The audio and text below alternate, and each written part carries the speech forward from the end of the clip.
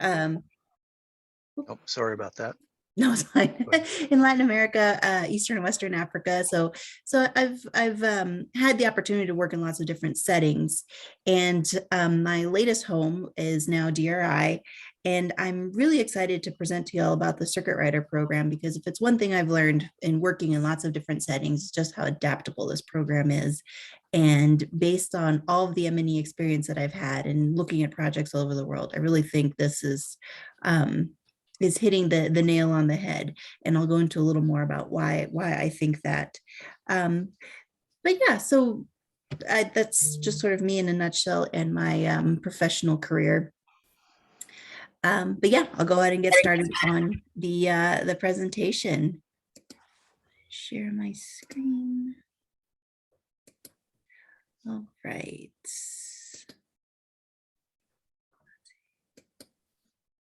There. Yeah, so before I get started on this, I just want to introduce our core team. So at CWAS, we're a pretty small team, but we're comprised of Brima Apambire. He is our director, and he's the one who founded the CWAS team back in 2013. I'm the program manager, and I've been with CWAS since 2015. And our newest member is Palista Shrestha. She's our program coordinator. She's a recent grad student of the University of Nevada, Reno. And yeah, she's great. And then of course we have Steve, who's our consultant, who helps us out with things such as fundraising and making connections like with y'all. So today I'm going to present on this Rotary sponsored project that we did back in 2017, that the idea was to go back and look at projects that had been done in Honduras over the past 40 years. And the main reason for doing this was really curiosity by some fellow Rotarians who really wanted to know what the state of these were. And so over the course of 40 years, approximately 90 water-related projects were done. And so we selected 34 to look at. And so here you'll see that in Honduras alone, Rotary International has invested more than $5 million US. So that's quite a bit of money. And so we were pretty excited to get to go back and see what had happened to these projects. And so in doing this assessment, we included three assessments: a water system inspection, which entails hiking all the way up to the water source and seeing what that source looks like, walking the network, the distribution pipes, and seeing, if there are valves and those sorts of things, if everything was in place. And then also going to the houses and looking at those different aspects of the system. So walking the whole system and getting a good sense of how it was functioning. We also did a survey of the water board. So these are the folks that are running the system. We really wanted to know how it was going for them, if they had enough money to do the operation and maintenance, if they knew how to properly operate and maintain the system, what challenges they were facing, and how we could better support them moving forward. And then two, we did a household survey. So also looking at the clients, seeing what they thought of the water system, what their perceptions were, if they were getting enough water, if it was meeting the needs of the community. And so in going back and looking at these systems, they, like I said, they range from being 40 years old all the way to being just a few years old, so being quite new. And one of the big things that we found was that 66% of these, so just over half, had a chlorination system, which is a hypochlorinator. But of these, only a third roughly were actually treating their systems. So a lot of these folks either didn't know how to treat the water properly, or they didn't have the resources to purchase the chlorine and therefore treat their system. And some of them, the hyperchlorinators had just broken and they had never been replaced or repaired. We also found that just over half of the water board members hadn't been trained.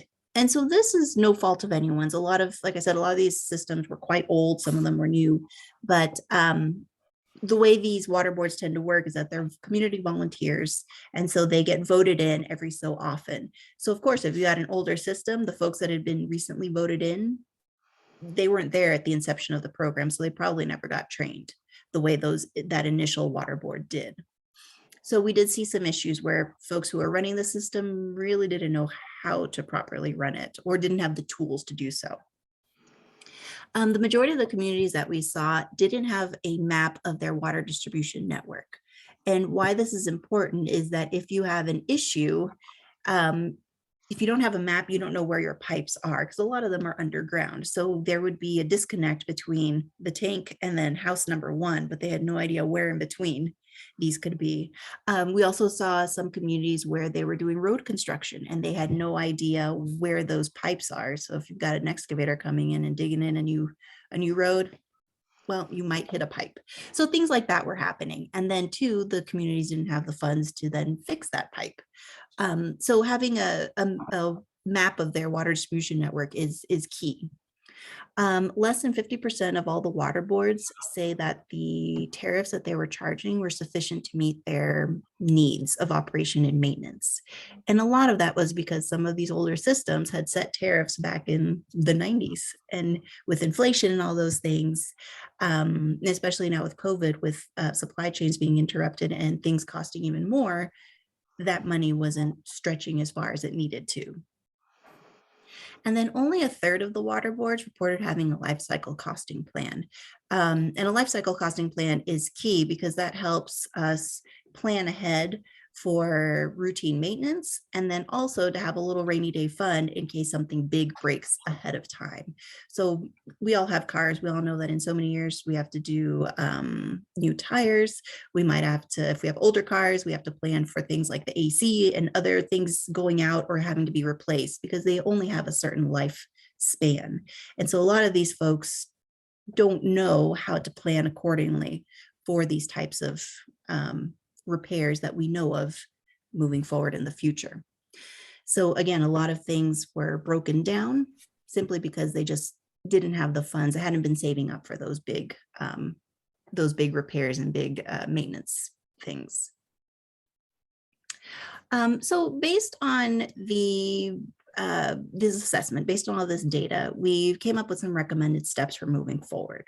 A lot of the big things were going to be training and ongoing technical assistance for these system operators and the water board members. Because as we all know, no matter how much you train, there's still things that pop up that you just can't plan for, or two, some things just don't quite stick. And so you got to be able to go back and help folks continue to understand these things. And then that technical assistance just helps, for example, the operators be able to do the repairs that are necessary and walk them through some of those things. We also found that some minor repairs are needed to help prevent contaminants from entering the system. So we did see some broken pipes, some valves, some spring boxes, things like that, that had weak points where contaminants could enter the system.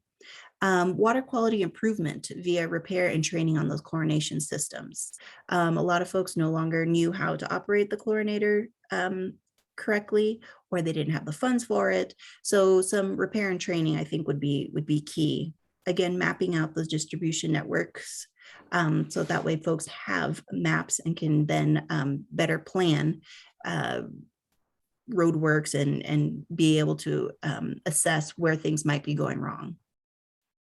The other big thing we saw was water quality testing, monitoring and training and provision of that equipment. So a lot of folks didn't know the status of their water and whether it was safe to drink or not. And so part of this would be helping them to have the tools to be able to test or help them get through that technical assistance, have someone routinely test. So that way they can know if they're chlorinating properly, too much, too little, those sorts of things. And then two, a creation of manuals describing the system and its operation and maintenance, just so that that knowledge doesn't go anywhere and it's there for anyone can look back and see the information that they might need in order to make some decisions.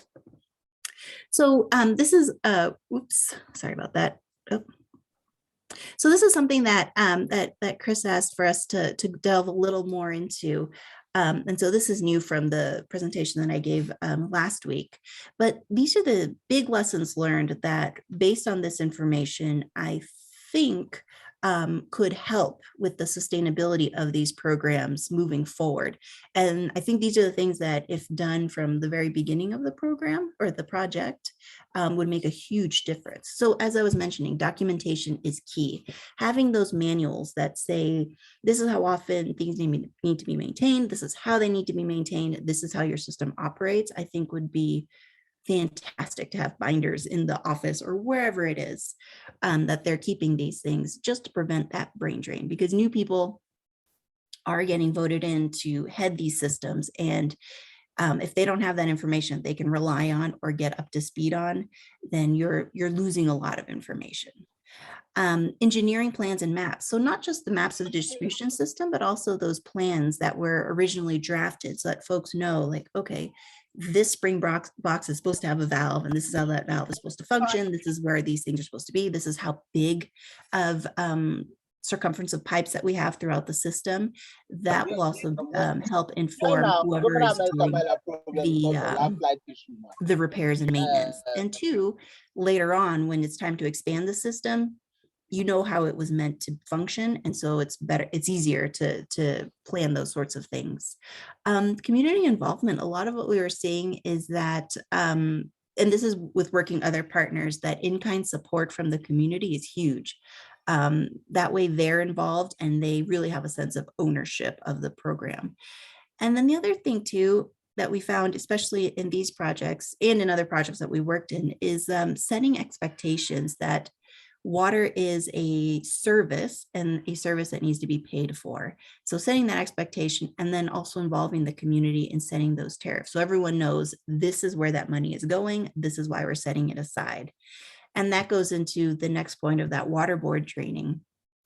Some of the most successful water boards that we've seen are in Chile, and they were being run like small businesses. And that's what those folks would say. This is a business and this is how we run it. And people know that this is how it is done. And if it's not, then they can choose not to do business with us. They can choose to get their water elsewhere.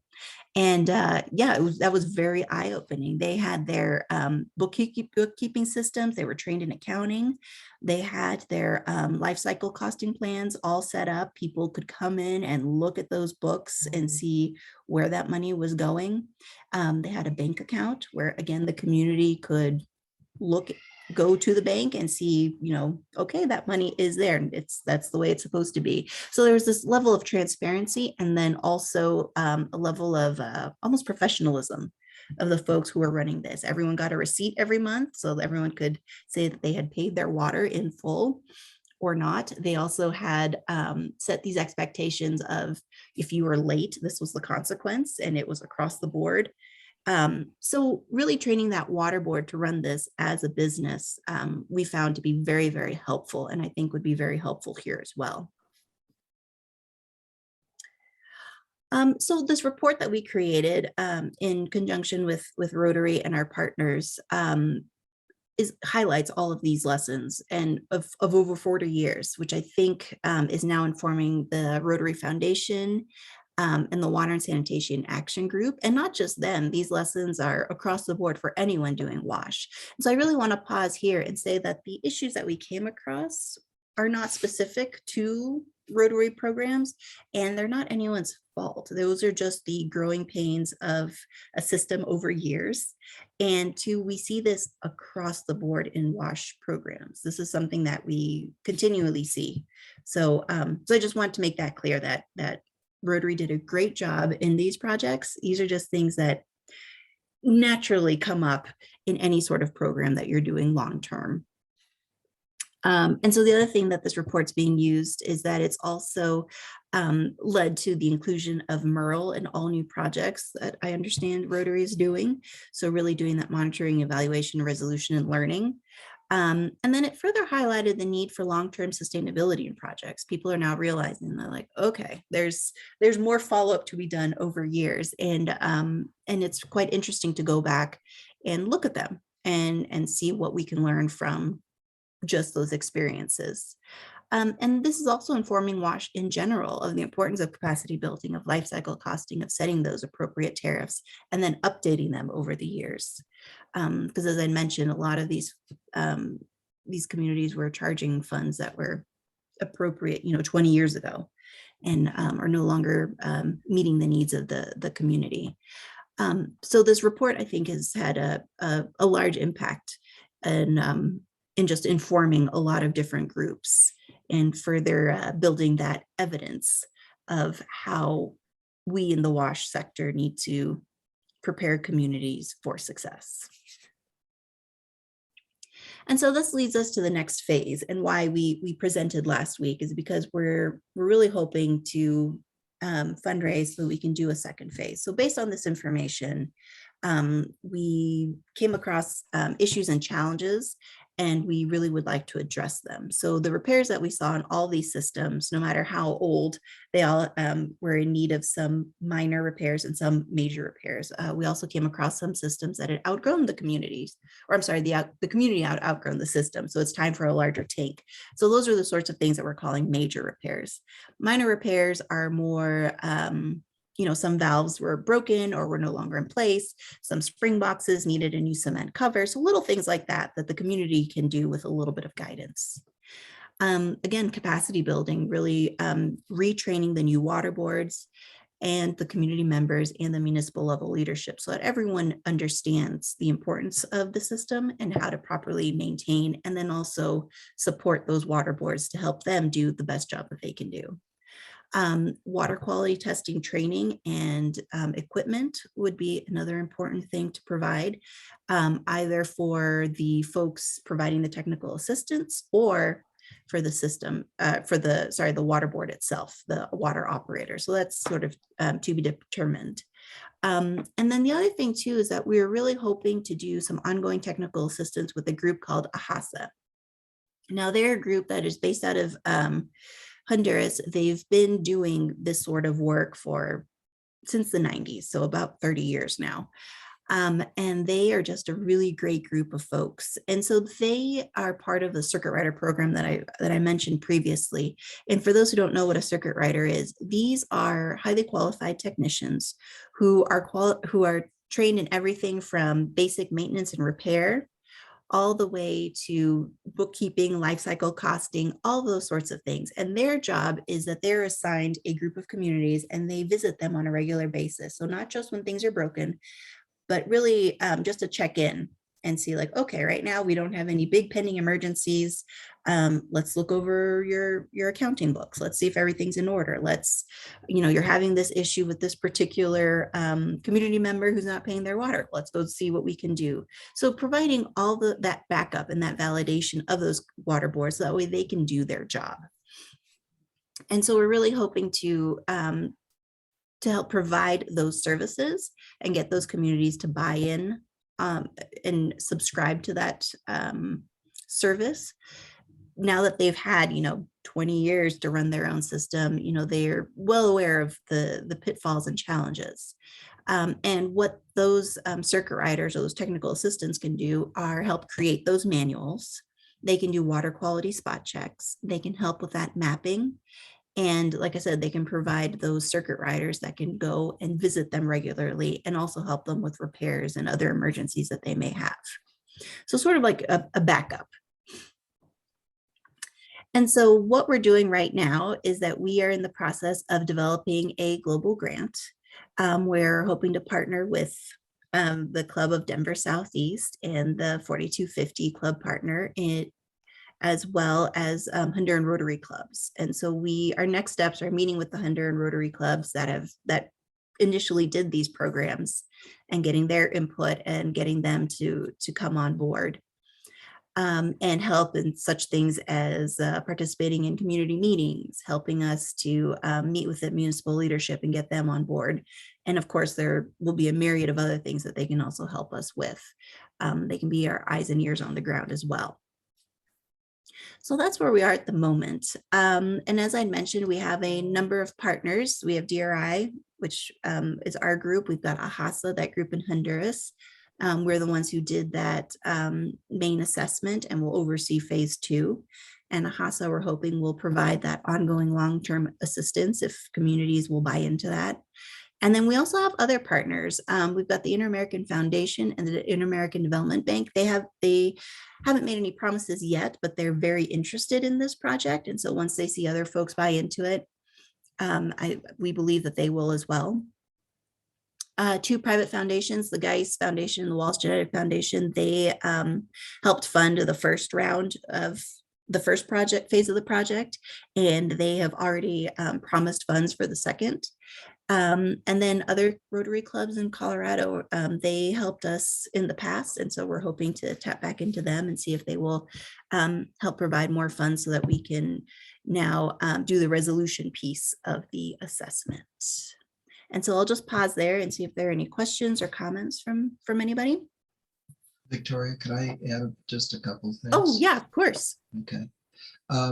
I just wanted everybody to kind of know how this all developed to begin with, because I had been invited to speak at their District 4250's annual conference. So I went down to Honduras and I was one of their major speakers. And I talked a lot about the need for post-construction support and monitoring evaluation.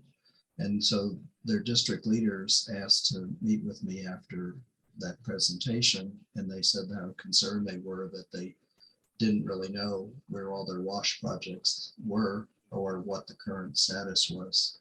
So I suggested that they contact DRI, and we got several donors to help fund that study that Victoria referenced, including a lot of the international clubs that had partnered with Honduran Rotary clubs. But we couldn't raise enough money to go to all 90 communities. So that's why we picked a random sample of 34 communities to visit. And so that's what informed all this. And both WashReg and Rotary Foundation were very excited to have this study, because Rotary has very few studies to show what the impact has been of the wash projects. So, and when the Rotary leaders in Honduras saw the results of the study, they were also as interested as the other donors to help provide some help to fix the things that were found to not work. But just to reemphasize what Victoria said, we quite honestly, having worked in the wash sector for a long time, I thought the results were going to be a lot worse. The fact that almost all the communities except one still have some functioning wash system was really good, even though because of small and in some cases large repairs being needed, the water quality is not as good. And that's why we're asking Rotary to help with the resolution phase. And the last thing I'll say is everybody from the Honduran Rotarians to DRI and the other partners didn't want to just go in and make repairs without building that capacity, because we don't want 6 months or a year from now for the communities to be right back where they are. So a couple of donors have already invested in the capacity building part of this project, and we're asking Rotary to help with the hardware part of the project to help with making the repairs. So anyway, I just wanted to clarify a few of those things as to how this came about and why Victoria was asked to make this presentation today. Yeah, thanks, Steve.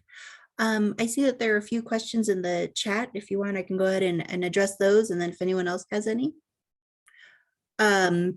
Yeah, so one of the questions was how long after these systems had been up that we did the assessment. Like I said, there were systems that had been operating for 40 years, and then there were some that were as young as 2 years. And so it really depended on the system itself. And I can get more information, look back at the report and see the exact year that some of these were built. Let's see. And then another one was, let's see. Okay, what type of systems were these? Yeah, so they were mostly gravity fed systems. There really weren't any pumped systems, and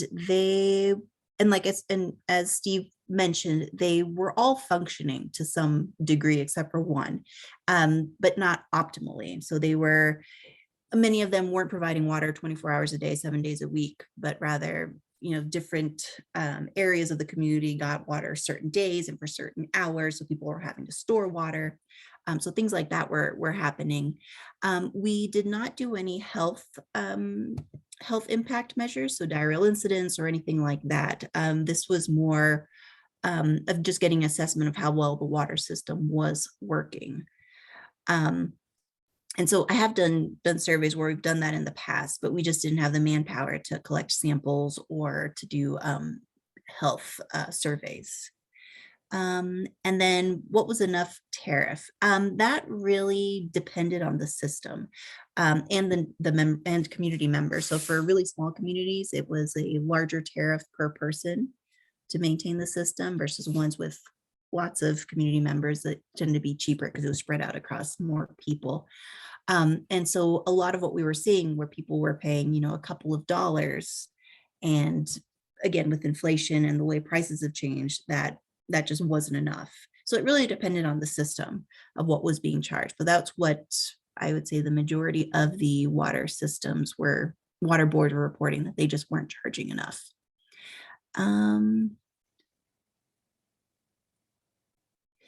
Yep, and we can certainly provide a link to the report if anyone wants that.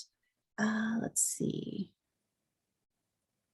And I think those were the ones in the chat. Does anyone have any other questions or comments?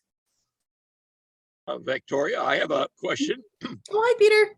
Hi, it's nice to see you again. And it was Likewise. a wonderful presentation, extremely articulate and comprehensive. I made lots of notes. So thank you very much for that. And as a member of the Denver Southeast Club, I'll be chipping in, as you know, on this, along with many others. So thanks so much.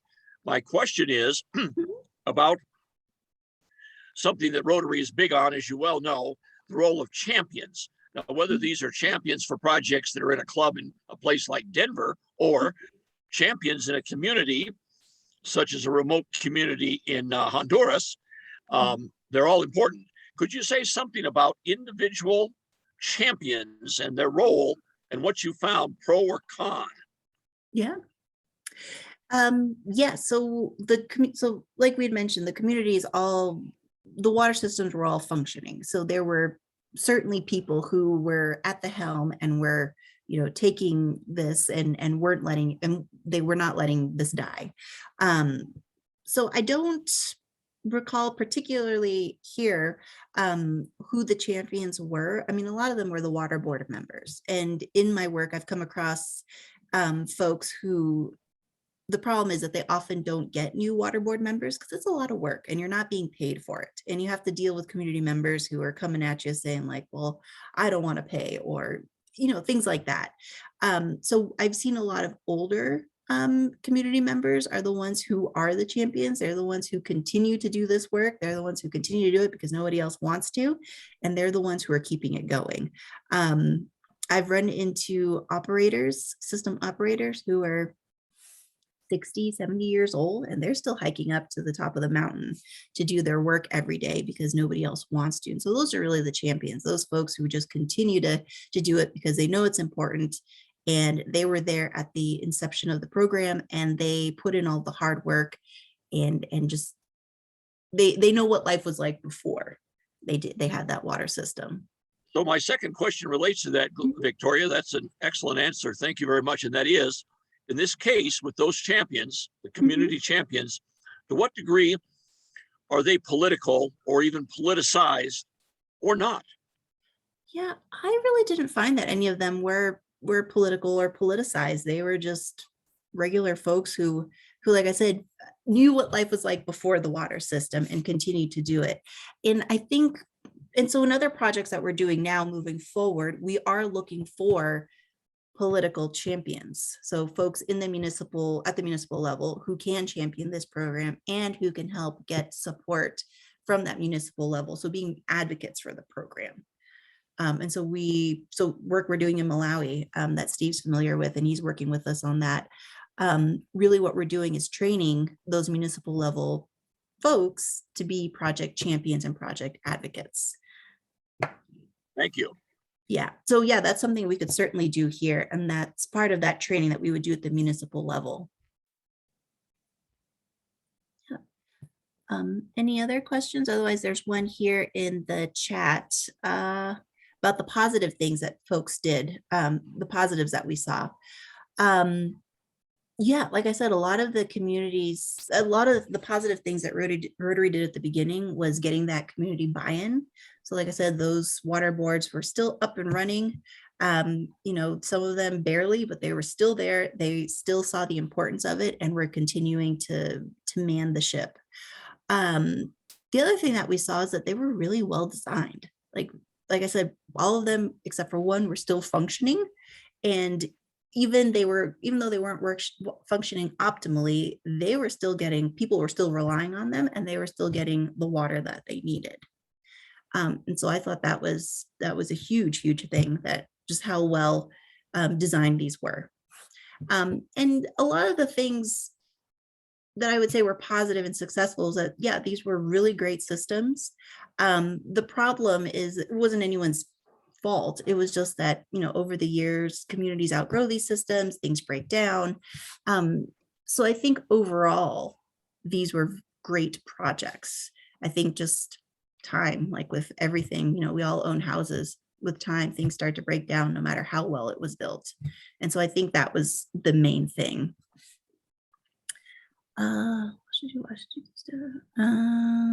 Okay. And yes, to respond to Chris's comment, yes, that's true. Like the main reason we do WASH projects is to decrease diarrheal disease and other WASH related diseases. And yeah, there are simple household questions we can do. They don't have to be as involved as collecting stool samples and those sorts of things. That just wasn't the scope of this project. Now that could be something that we do in, you know, the second phase. That's something that we could certainly do, because we'll be going back to these communities. So we could do a pre and post diarrheal disease incidence type of thing. That's just not something that we did in this initial part of it. Victoria, great presentation, really informative, and as Peter said, really articulate, really easy to understand, and very comprehensive. So I just wanted to ask a clarifying question. So phase one, the assessment of Rotary sponsored projects, obviously completed, which in itself is, you know, really, I think, a necessary resource that is going to help a lot of future projects. But you guys are taking it a step further in phase two to go back and actually, you know, fix these problems or troubleshoot. And that's what you're applying for the global grant. Is that correct? Yes, that is correct. And understanding too that our data, you know, is from 2017, so some things may have deteriorated more, some other things may have popped up. So part of that initial going back is going to be just to do a quick reconnaissance, right? Just to see, you know, these folks just needed a tank. Do they still need, you know, have other things popped up? So that will be part of the program, and I think that might be too where we could do that disease incidence type of survey, if that's something that's important to the group. Did you mention how long it took you to complete phase one? Oh yeah, no, sorry, I did not. It took us a month. So AHASA really came through and provided an army of folks to do this work, and those were their circuit riders, so those technicians. We trained them in the surveys, and then they went and did them. So it took about actually it took about 6 weeks. So it really wasn't that long of a project. I think the main thing that sort of made it that the reason it took so long was in some communities we did have trouble getting into the community, but that's where the Rotarians really came through and helped us get the permission and all those sorts of things to go in. But yeah, it took us about 6 weeks. Gosh, that seems very fast to me. Obviously, I'm not as experienced as everyone else, but that's really great that, you know, you do have a resource there that helps to make, you know, things relatively quick in that regard. Great work. Yeah, thank you. Yeah, and I was the one who wrote the message to you about your report. I will privately message you my email, and I think I can speak for the group when we say we'd love to see that report and we'd love to put it in our newsletter. So we would, love to have it, and I'll put my email in now. Thank you so much. Great. Yep. No, I'm happy to send that to you. Yep. So if I may, one of the things that's an outlier for WASH is, I think, point of use filtration versus system filtration. Mhm. And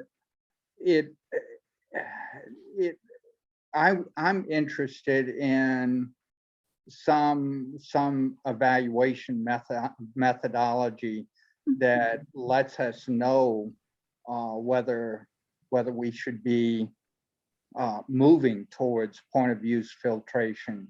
Do you have one?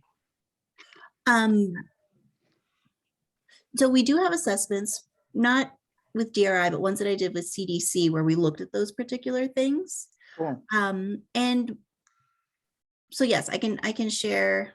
I don't know if I have access to them anymore, but I can help point you in the right direction of who would have sort things like that and who's done that in the past. But one thing I would say is that based on the work that I've seen, point of use was great in instances where folks weren't getting water 24 hours a day, 7 days a week. Unfortunately, that took a lot of training and upkeep. And I think that's too where the Circuit Rider program could be very useful, because they're constantly going back and reminding people and inspecting and providing that assistance to sort of keep people on the wagon, so to speak. And so I think that was a piece that was often missing when we would go back and look at point of use systems, especially like slow sand filtration, things like that need a lot of maintenance. Otherwise they just stop working. And so so that was one aspect. The other thing is that I think too, with proper training and with proper repair and maintenance, and then also going back and helping these things to, helping people to remember how to properly do these things. System filtration, I think maybe the easiest way, because then you're only having to train a small group of people and having to keep them on track versus lots of community members. But again, I think it just depends on, what you're dealing with and what you have access to. Good. Well, thank you, Victoria, and everybody chipping in here. One question that comes up again and again, we're just about out of time and we need to move on, but is questions about the grant. And Yes. it seems as though there's interest here from some of our clubs about the grant. And what status is the grant in right now? Where are you at? And at what point do you think we could begin chipping in as a club? Yeah, so we've written a grant because back in 2017, once we finished it, we hustled and put together a grant. Unfortunately, lots of things happened, so we never got that off the ground, but it is written, but it does need to be updated. And I'll let Steve talk a little more about where we are in the process of submitting that and where y'all could start getting involved. Okay. Yeah, I think what we might do for the sake of time today is ask you and Steve to come back another time and talk about that, Okay. the grant itself and that project, and talk about the scope of the project and what it'll entail. And I sounds like there are interested people here, and part of what we do as a group here is to try to get support for projects like this and gain interest for them. So we would love to see you back and hear more about that grant. Sure, and we'll update that budget because it's an older one. So yeah, we'll have that information for you. Well, thank you for having me. Yeah, I really appreciate it, Victoria. And yep, we'll be putting Victoria's presentation up on the website or at least in the newsletter, and as well as this recording. So thank you, Victoria. And we're looking forward to hearing more in the future. Sounds good. Good. Thank you. Thank you.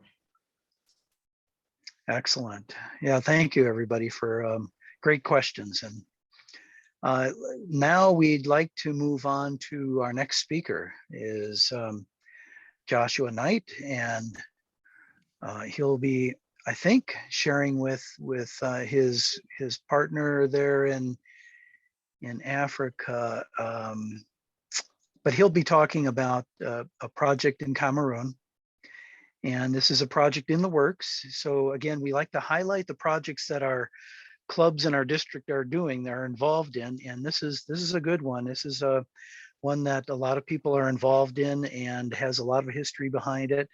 So Joshua, we thank you for coming and presenting this to us. And could you tell us first a little bit about yourself, and you've told us a little bit already, but how are you involved in this project, and tell us a little bit about the project? Yes, thank you so much, Chris. And thankfully, it looks like Eugene Lenzimo, our partner in Cameroon, is. It looks like he has a poor connection. He's trying to get connected now.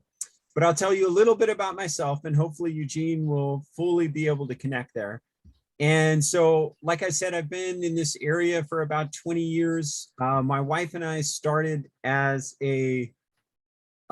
missionaries in Cameroon, Western Central Africa for 3 years.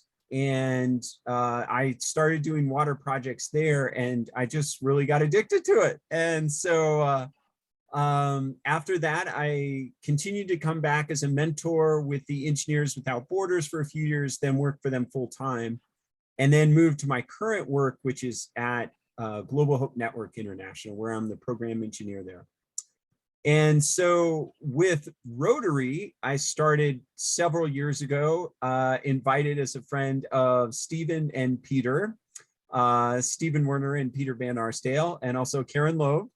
And as I got started, we looked at the potential of doing some of these water projects then through Rotary. And so I had actually met this friend Eugene way back in 2005 or 4 when he came to us to ask for a water project while we were serving there, already doing 30 other water projects. And so that's what started our friendship. And he is our local project manager for all. I think we're on number 7 now of the water projects that we've worked in Cameroon. And it looks like he may not have electricity out there right now, sadly. But Eugene, if you are able to, would you like to introduce yourself? Yeah, thank you, Joshua. If you could get me, we don't have electricity. I'm trying to use light from my car inside the car to be able to light up myself. So I'm so happy to be with the group. My name's Lenzimo Eugene. I am a BSc holder in geology, and I've worked extensively as a teacher, taught for several years, for about 9 years, and then I also got into exploration as exploration geologist for about 5 years, and for a couple of years now, for about the last 15 years, I've been working with Joshua as a project manager in water projects in Cameroon. And at the moment, we are already on about 7 water projects which we've completed. We're working on it, and we have been able to organize his trips to Cameroon and back, do all the logistics for him to come there, and then he's been able to source for the necessary finances so that we're able to realize the water projects within the communities, the needy communities which we have here.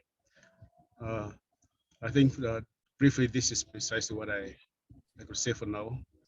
Thank you very much, Joshua, for giving me this opportunity. Thank you, dear Eugene. And we have not practiced this. We've got a presentation, and Eugene, hopefully you're still online. I'm going to have you present all of the present water project. And so I know a few of you have seen this, and actually several of you are actually supporting our work there in Cameroon right now. So thank you all so much. And so basically what we've got is, with Rotary, we've got 6 projects that have already been approved and funded.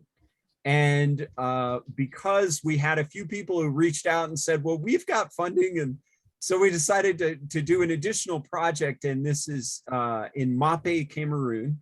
And I'll put up the slides quickly here, but just to give you a little bit of background about the timing on this, it's very strange to do a project this late in the Rotary year, but it was because we still have a dire need there in Cameroon. We actually have 10 projects or 10 communities that would like water that we just can't do because I don't have the capacity to do that many projects. Exactly. But we're kind of pushing forward with this one just because we had several people who said, well, we've got extra money, we want to help you out. So we started this project again. So I'll go ahead and share the screen here. Hopefully I can do this correctly. It looks like I've not yet started the presentation. So let me start the presentation and then there we go. Now I think we can do it again. There it is. Okay. Is that okay? Tell me if it's not. Okay, great. So you can. It's okay. We can see it.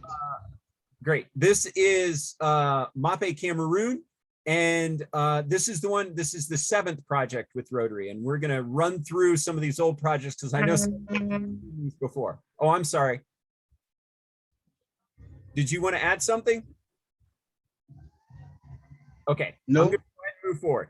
Okay, so we started with Eugene and this project and in Car. We actually started earlier than that, but this is the first one with Rotary. And in this village, this is their water source where you can see they walk down these steps to get to the water.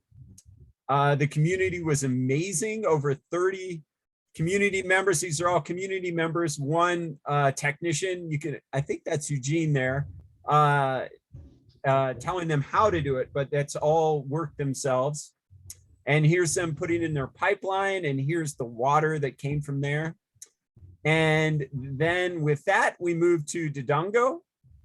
And you can see that was actually not a spring, that's a well. And actually all of our projects since then have been wells, just because there's fewer and fewer springs left. But this was a wonderful day that the community was loving to see that water spraying out of the ground. And then we moved to Chim here with, you can see these tire shallow dug wells that can obviously become pretty contaminated. And also they've got water from, it's kind of cool. They've actually got, there's a board here. They're trying to keep it a little bit cleaner, but you can just see the muddiness there. And there's a similar well there. And then also Sabangari. So these are all finished. And you can see the water well there. And then just this year, we added 2 more in Lumsol and Upstation Bamenda. And now I'll talk to you a little bit about this one. Actually, Eugene, you're still on. Do you want me, you want to just talk a little bit through these and then I'll move the slide for you when you're ready? Yeah, let me just talk a little bit about MAPE. You getting me? Yeah, we can hear you. Yeah, MAPE is a village in the Adamawa region of Cameroon. And the area is basically savanna land with very few streams within the area. And they don't have where you can have gravity-fed water streams. The environment is almost flat with gentle rolling hills, and the area is completely savanna. At MAPE, we have about 2,700 community members, and they don't have source of water. They share the water source with animals, and you find the women carrying water and washing dresses in the same stream. In some areas, you find water at the creek, just at the in a valley, brownish in color, and that's where they depend, and they carry and they use it for their daily cooking and their drinking and everything. So in the community, people get sick very often because of the poor water sources they have. Then equally, the hygiene situation in the village is also poor. And if in the slides which Joshua have, you find some latrines, very poorly made latrines which are open, and there is much of open defecation in the area. And we definitely want to introduce local technology where they will use local materials and dig toilets, what they call a VIP toilet, which will be very safe, very clean for the community, so that they could also have, in those toilets, could have privacy, and then the toilets are also hygienic and clean. So in that case now, the community will be able to have clean water and then have good toilets which they could use, and they would be able to stop defecation.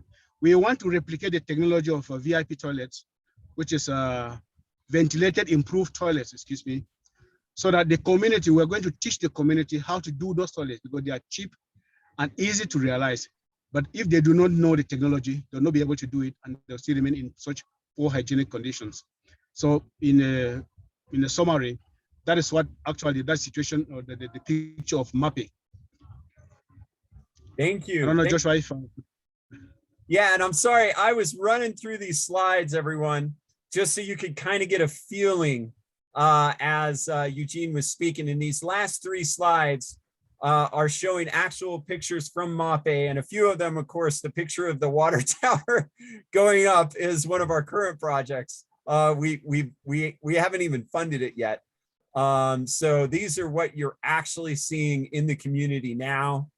And then I'll go a little bit back. Sorry, I'm jumping around here. So we're looking at, so these, the community assessment, we already spoke about. One additional thing is we're still doing COVID response work. Sadly, they're still seeing some pretty low vaccination rates. And so, you know, the idea of homemade masks and hand washing and soap creation and I can't remember the word, but alcoholic sanitation wipe. sanitizer, Yeah, sanitizer. There you go. Is something that we work with them to do. And then let's see. So the water supply, the latrines, Eugene spoke of, and wash training. So we look at training both the community as well as, of course, the water committee. And the water committee is going to be a lot more specific about, here's your actual water lines, here's how you will fix them, here's the stand taps and fixing them. We have meters on all of the both the well itself as well as each of the stand taps to help with collecting funds for that. And then, so the training is on all aspects, so water, sanitation, and hygiene, because it's incredibly important to do all 3 there. And the menstrual health is something we've added because of some of our friends in Rotary that have been doing that, and we thought, oh my gosh, that's such a great idea. So, and we're actually using Rotary. We're using the wash rag, or I'm sorry, the LRAG. Who have got experts a lot, mostly in India, but really all over the world. But they're really helping us to get some of the most sustainable menstrual hygiene pads that are reusable. And they also have the cups, and we're kind of seeing that's probably not going to be accepted immediately, although we'll continue to educate on that, as well as just fertility cycle understanding. Okay, so here's an example of one of the towers that we're doing now and how that would work at this community. And I'm trying to go quickly so that we can get mostly to questions, because I know the majority of you seen water projects, and you know this is just one more, but I'd like to get more to some of our lessons learned and get to your questions about making a sustainable water project.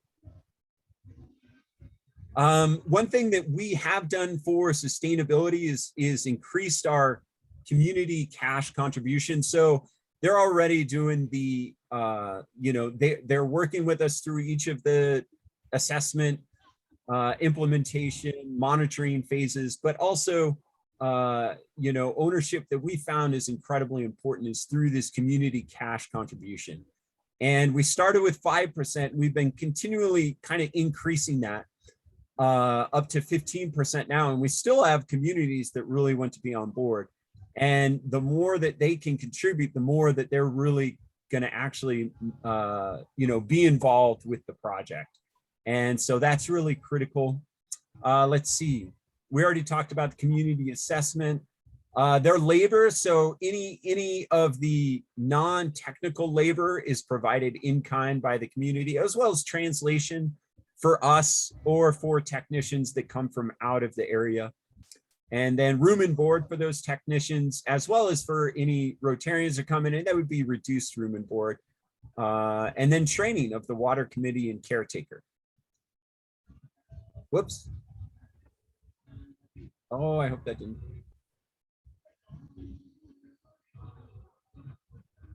Sorry, did that lose it?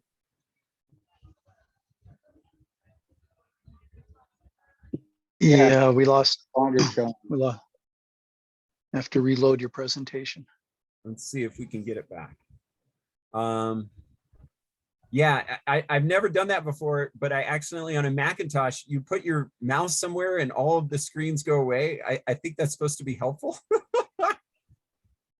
I have to figure out how to turn that ability off. So let's see here. I'll reshare. I just want to get to the next slide is the most important one that I'd like for us to look at.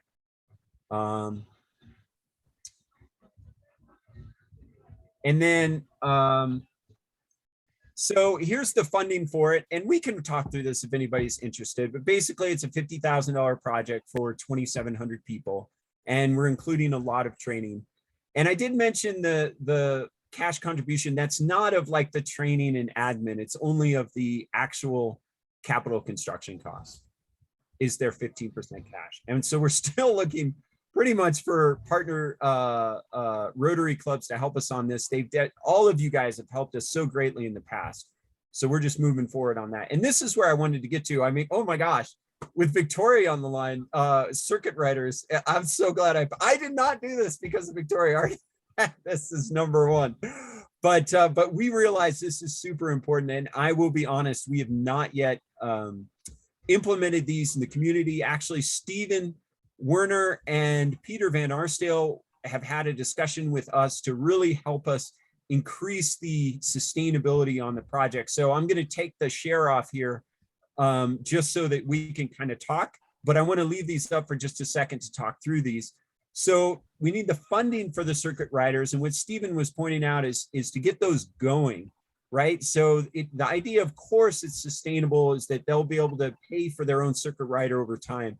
But we need some startup funding. And sadly, even for this MAPE project, we did not include that within the cost that we had, but we're looking for the next project after MAPE to include that kind of funding so that at least we can get it going.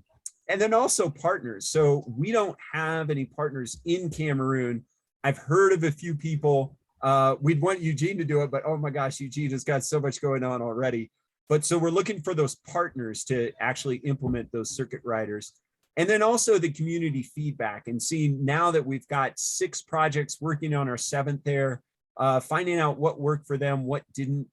And then lastly, monitoring trips needed. So we actually, after I wrote this, Eugene sent us a monitoring trip that he did to 2 of our projects and gave us some great feedback there that he can talk about, that we had done solar energy and the community has decided to hook up on their own. They paid for it themselves, 2 communities to hook up to the grid power because in the rainy season, the rainy season, you don't need as much water. You don't have as much sun. In the dry season, you have more sun and you need a lot more water. And sadly, they were not getting enough water in that dry season. So they actually hooked up to the grid power as well. So I'll stop this share now, and we can, if anybody has any questions about the work we've done, ideas about sustainability. I know you guys have seen so many water projects, but just, and actually maybe I'll pass it off to Eugene as well. Eugene, you saw those notes that I made about lessons that we've learned that we'd like to take forward to future projects that we've not necessarily implemented very well on the current projects, but what we'd want to keep including as we move forward. And again, for those of you who are our partners, I'm being fully honest here. We're not perfect. We want to get there. And we appreciate you working with us to move in that direction. But before I pass it on to any questions, if Eugene would like to add any lessons learned that he's seen that he would like for us to move on as we go forward. Yeah, thank you, Joshua, for passing it over to me again. I think as we're moving forward, a lot of lessons are being learned, actually. Starting from my first projects, which were sponsored by Rotary, to these current ones. I'm seeing much and more organization, because we started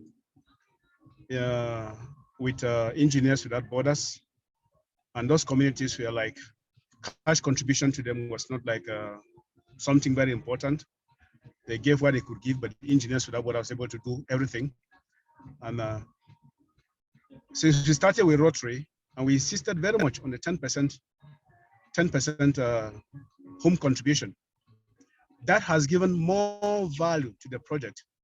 And the people are claiming ownership of the project much more than the earlier projects which we started.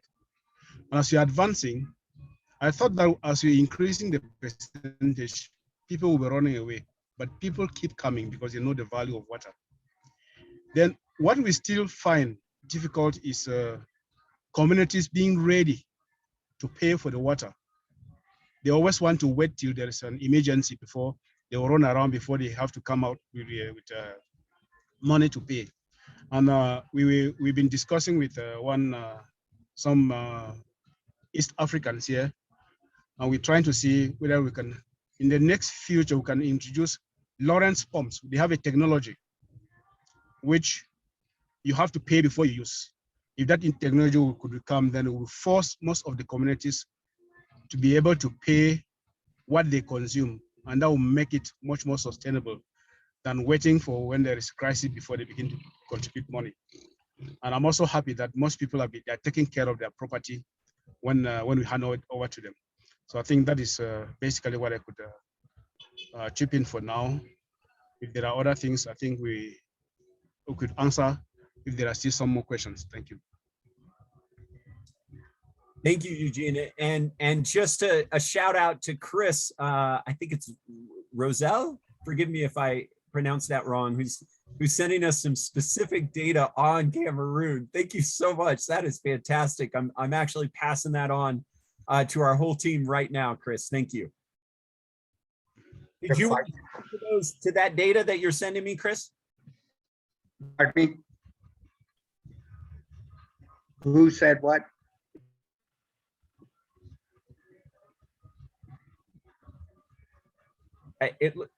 Chris Roselle, I think is Yes. how you. Oh, there you are. Yeah. Did you want to speak to this data that you're sending me? Oh, the main thing is, as you can see, so the first study was a PubMed study published in 2021 on factors that reduce diarrheal disease incidence. And the second report was the 2018 Demographic and Health Survey of Cameroon, which shows that Cameroon, relatively speaking, has a low incidence of diarrhea among their young children. It's across the board 12%. If I looked up the rural communities without water and sanitation, the rate would be expected to go up. But that survey that I sent you has the actual questions that they asked at the household, and you don't need more than a survey of 33 households. So you can take however many households, divide it by 33, and have relatively representative data for your community. But the nice thing about putting in a simple diarrheal instance question is you know whether your hypothesis that water, sanitation, and hygiene reduces diarrheal instance, you know whether that hypothesis is actual fact or it's just a hypothesis that doesn't pan out. And if it doesn't pan out, you know you need to go in and investigate and see where there are holes and how you're doing the system. So I have a very short 3-page survey for households to measure whether diarrhea is occurring, to measure whether malaria is occurring, which given your conditions in Cameroon, I would expect malaria to also be endemic. But I could share that with you if you're interested. However, the whole point of it is, besides water quality, besides water quantity, we want to see whether we're actually successful in eliminating diarrhea, because that's the rationale for putting water, sanitation, and hygiene together to eliminate diarrhea. That's the only rationale for having all of them, as far as I can figure out. Right, that's a great point, Chris. And I think one thing that I'll repeat that I'm assuming the majority of the people on the line will have already heard this, so I won't go into it too deeply.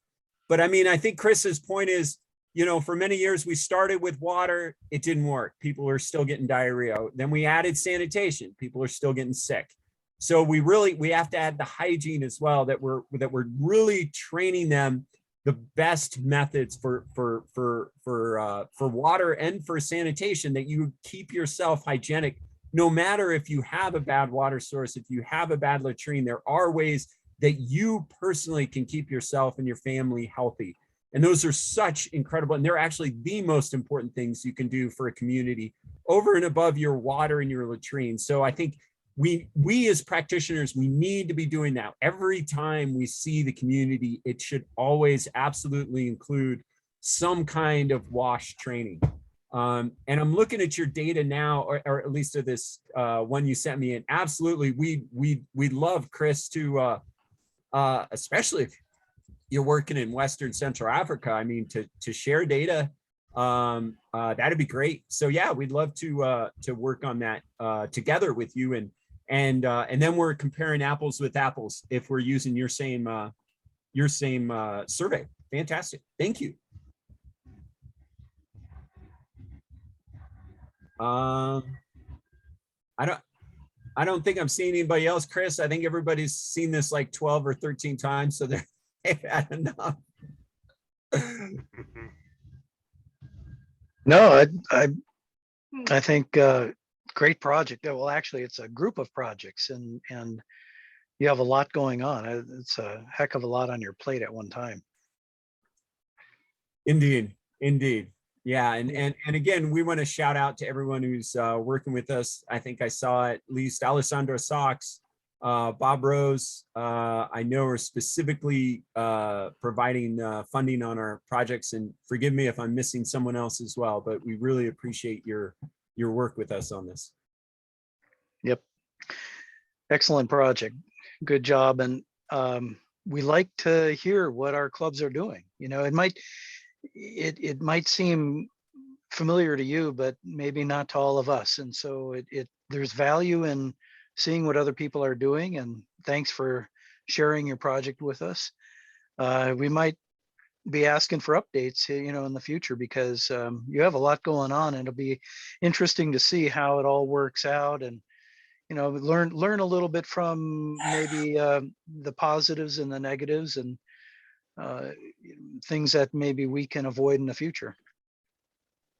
Absolutely. And I think it really does help that we have we can start to get this mentality that everything is not really perfect, and we can work together to try to make it better. So thank you. Yep. Go ahead, Chris. Ask, one thing I have not evaluated, and maybe someone has, is the cost benefit of putting in a solar pump system as opposed to a grid pump system. Has anyone done a comparative cost analysis of the two different power methodologies?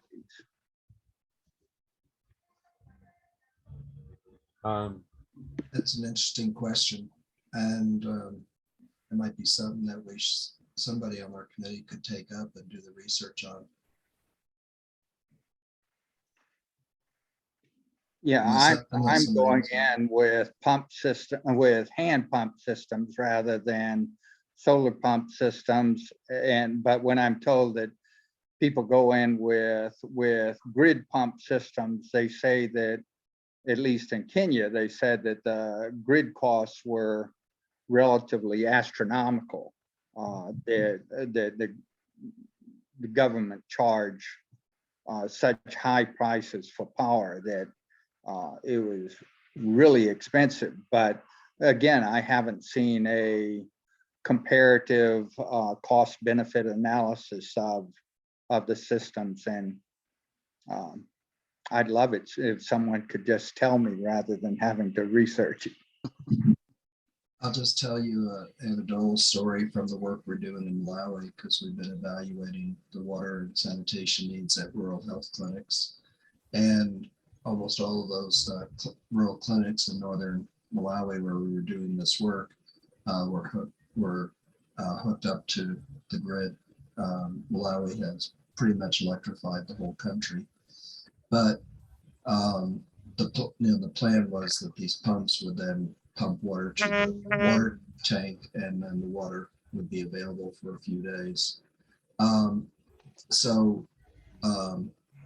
But what happened was the government raised the price of electricity, and the health clinics didn't have the budget from their local county to pay the electric bill.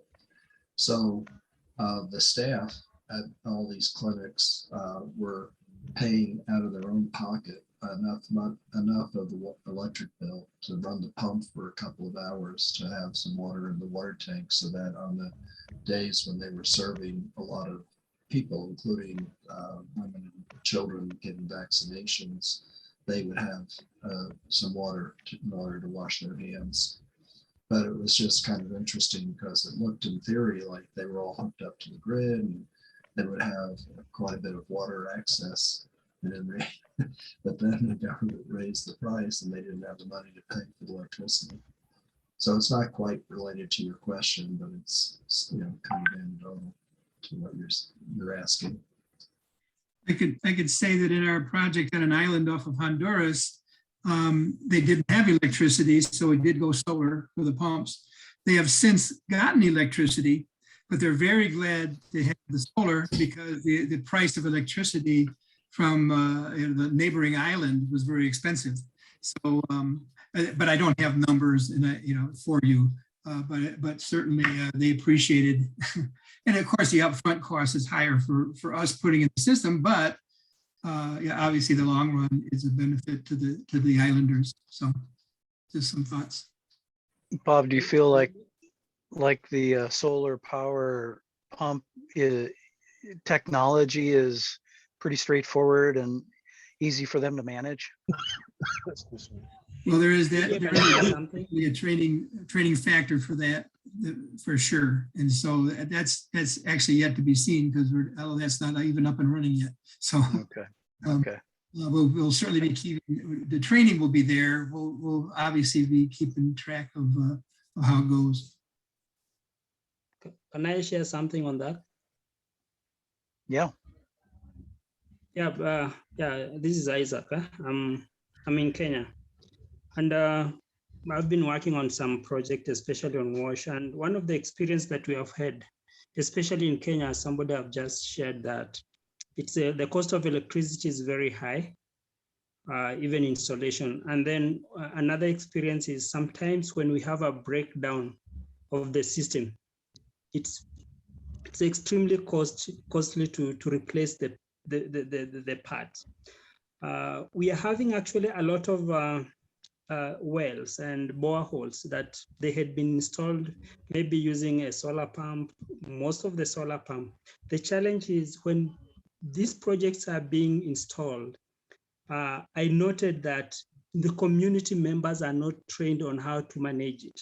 So most of the time they'd go back to the supplier, and the supplier is not interested in repairing the pump. He's actually interested in supplying a new pump, which is very expensive that the community cannot afford it. So at the end of the day, what happens? The water point fails. So we have like more of an elephant project in the community. And this is one of the challenges. And I'm happy about somebody have just shared maybe installing a water pump, a hand water pump, and then train the community members on how to install, because to repair a hand water pump is much easier. And most of the time the parts that are replaceable, they are always available in the community, or they can be customized. So that is my personal experience on that. Thank you. Yeah, that's a good point, Isaac. It's probably something to look at on every project to decide if there's enough reason to have an electric pump as opposed to a hand pump. And sometimes an electric pump is probably necessary, whereas other times maybe not. And so it probably, again, varies on every project, what's best and then what's most appropriate. And training is certainly invaluable to make sure either one of them can be taken care of so that they stay in operation. Any other questions for Joshua or Lenzemo? I think we're getting close to the end here. So if there are no more questions, gone. Yeah, let's move on. We have a couple of announcements to make, a couple of things, business items to take care of, I guess, before we finish up. And one of them is our upcoming symposium. We're going to do our symposium again this year in the fall, in October. We haven't picked a date yet. We're zeroing in on the best possible date, but it will be in October. And we've gathered together a small team so far to help us get started. Charlotte Rahm and Tim Wellman are our co-chairs this year. They've graciously offered to be part of that leadership of the symposium planning committee. But under them, they can't do everything. Under them are quite a few subcommittees that do need help. And so anybody here, it can be any one of you that wants to chip in and help in these areas would be really helpful. We're looking for people to help with the budget. I think Bob's already going to be helping with that, but I'm sure Bob could use some help. Sponsorship, finding funding for the symposium, and working on the program. I think Steve is going to be working some on that, but Steve needs help putting together the program for the whole day. Finding exhibitors, working on logistics, making sure everything goes smoothly, working in marketing, and just simply getting the word out about the symposium, letting people know what's out there. And you could simply participate by letting your circle of friends know about the symposium. So, you don't have to do the whole thing, just do your part, and that would make a big difference. And then awards. Lynn Johnson's going to do awards again this year, but Lynn, I'm sure, could use some help pulling together information, advertising, contacting schools and students, and so on. So there's a lot to be done, and every little bit helps. If you can't lead one of these subcommittees, just even participating where you can would make a big difference. So Steve and Peter, yeah, add in there anything you want. Go ahead. Well, Peter, I think you had some things you wanted to say, but I just wanted to acknowledge that Jeremy, who's new to our committee, has agreed to be on the program committee. So thanks, Jeremy. And Chris just volunteered. So thank you, Chris. Yes, I'll be asking for both of you to serve on the committee. I'll set up a program committee call within the next 2 weeks. Yeah, thank you, Chris and Steve. I've been working on logistics at the macro level. We need somebody who's a good logistician at the micro level and a good tech support person. That's not me. But at the macro level, I'm delighted to say it looks like we're going to be able to host our symposium for the first time ever at Arapahoe Community College in Littleton, Colorado. They have a wonderful facility. I've had the pleasure of meeting with their dean, who's a friend of Steve's and mine, and several of their lead staff members who are wonderful folks. And they're very excited about the probability, it needs to be confirmed still by their president, but the probability of hosting this. And I did want to let you know that the date they're now narrowing in on, Chris, is October 8th. Narrowing in, not yet finalized, but narrowing in on October 8th. So Arapahoe Community College has great tech support. They have great rooms, breakout rooms, major meeting rooms, etc. A lobby where we can posters and exhibits. So we hope it all comes together. We're very excited about this possibility. Peter, Definitely. if I could Go ahead, Steve. piggyback on that for just a second, we do know that the big water conference at the University of North Carolina through their Water Institute, it's going to be at the end of October.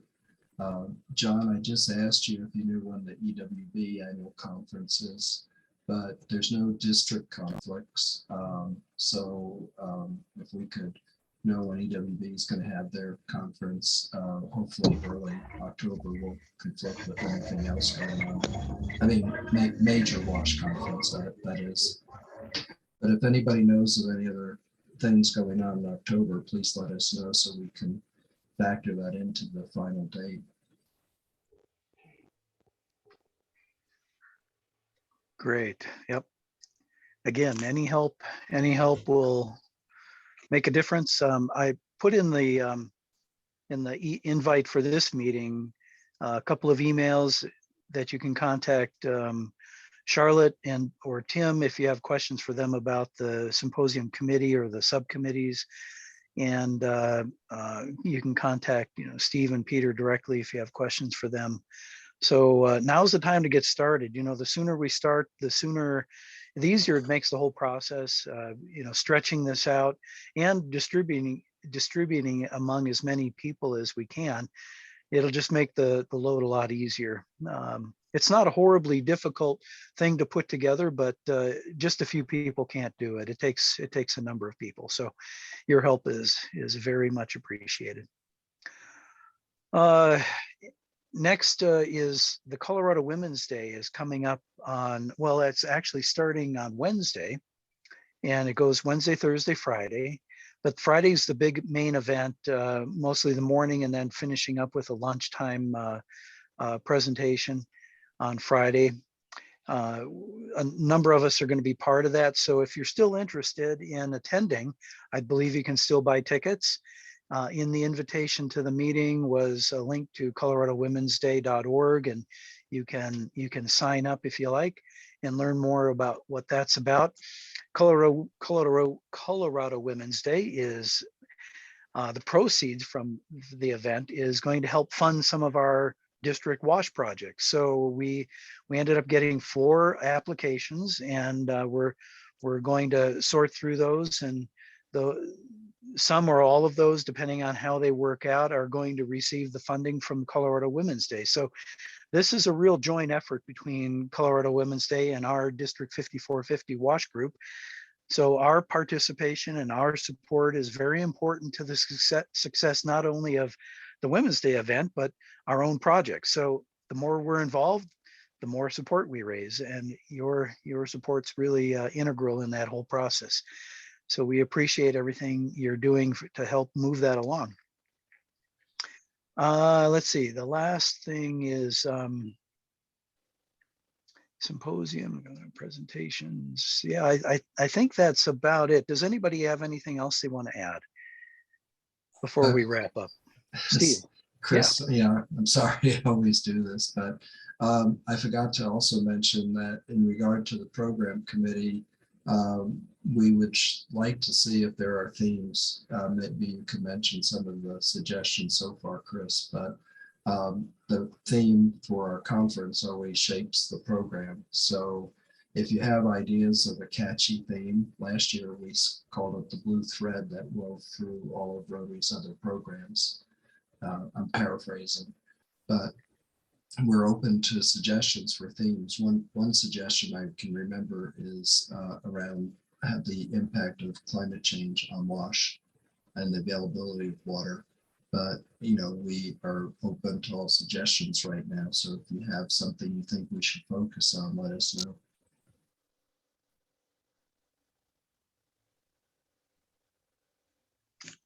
All right, very good. Thanks, Steve. Anybody else? Any other comments, suggestions? Yeah, if you allow me. Yes, please. Yeah, I would like to say thank you for this opportunity. I think it is my first time to participate in the call conference, and I'm really happy. I'm learning a lot of things that I think we need to integrate into our programs of what we are doing. My shout outs to Steve, Warner. It has been some time, and Peter as well. I met them once in Colorado for one of the conferences. I'm happy to see them once again, and I thank God for this opportunity. I had Thank just you, a Isaac. question. It's great to see you, and thanks for joining us today. Yeah, I think I'll be joining the next meetings frequently now. Yeah, are you Excellent. planning maybe? Will you be inviting maybe people from other countries for the conference as well? Yeah, for Just the symposium, you mean? Yeah. Yeah, I believe we are. Yes. Okay. Yeah, Because for me, I would like to attend, but then the challenge will be I need to get a letter from the chairman who is actually in charge of, or the district governor, for me to get a visa, because my visa has already expired. So maybe I'll have a request for that. I don't know. I should contact Steve or Peter. Maybe they can assist on that. Yeah, either one. And we'll be doing it virtually as well if that works better for you. It'll be online, but you're definitely welcome in person too. So either way. Okay. Thank you so much. Yeah, that'd be fantastic. Cool. Chris, I didn't mean to interrupt you. One last thing to talk about the symposium.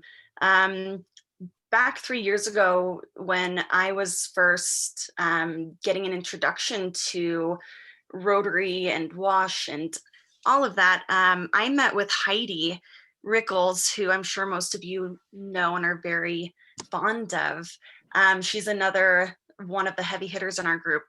And she kind of took me under her wing. And at that first meeting, I actually met Peter at Panera. And I think it was actually a symposium committee meeting.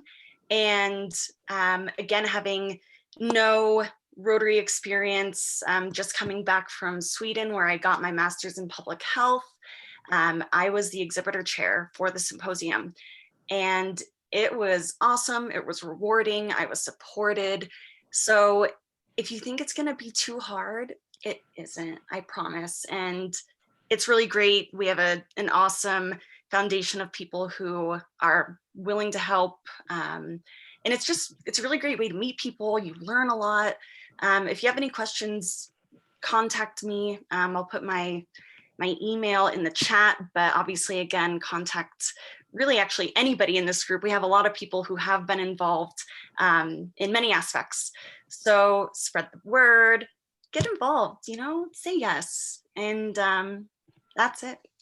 Oh, hello, I'm back. Okay, thanks, Emily. And I think we're about out of time here. But I want to thank everybody for joining and for our speakers You know, it was a good meeting, good information. So any recommendations for future speakers, let me know, or other information you'd like to see as part of the meetings, just let Emily or I know, and we'll try to incorporate those. So we'll see you next month. Next meeting is April 4th, Monday, April 4th, and we'll get the invitation out for you.